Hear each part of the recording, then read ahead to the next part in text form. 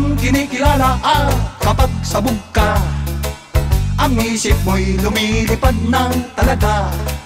Pulang-pulat nagliliyab ang mata mo dahil sa siyabong bisyo. Hello kumpare ko, alam mo ba ang katulad mo? Kapag sabog ka, walang sinisino't hindi kilala. Kapag sabog ka, sa siyabo'y delikado ka, tiyak gulo ang ibubunga. Shabu, shabu, tigilan mo na pare ko ang mag-shabu, shabu. Mawawasak naman ang buhay mo sa shabu, shabu. Walang ituturong mabuti ang shabu. Tulad nitong kumpare ko, hay na hay sa shabu. Ang lagi niyang gusto, magperwisyo ng tao dahil sa shabu. Kumpare ko kaya nagkakaganito, kapatid at magulang niya'y tinatalo. Yan ang epekto ng shabu. Kapag ikaw ay nagshabu, ito'y tandaan mo, 100% mawawasak, tiyak ang buhay mo. Kaya tupang ang pamilya'y hindi maperbisyo. Iwasan mo kailan pa may huwag kang magsashabu.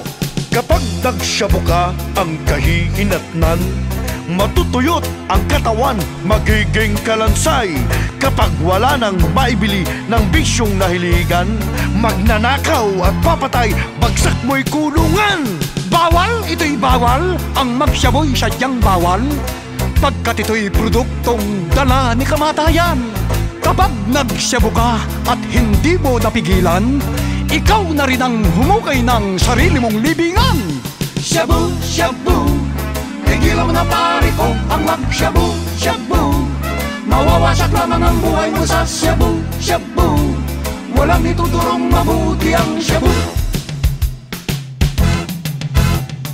Tulad nitong kumpare ko, hay na hay sa shabu. Ang lagi niyang gusto, magmerwisyo ng tao dahil sa shabu. Kumpare ko kaya nagkakaganito, kapatid at magulang niya'y tinatalo.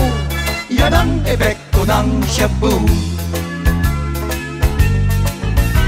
Shabu, shabu, tigilan mo na pare ko ang mag-shabu, shabu. Mawawasak naman ang buhay mo sa shabu, shabu. Walang ituturong mabuti ang shabu. Shabu, shabu, tigilan mo na pare ko ang mag-shabu, shabu. Mawawasak naman ang buhay mo sa shabu, shabu. Walang ituturong mabuti ang shabu.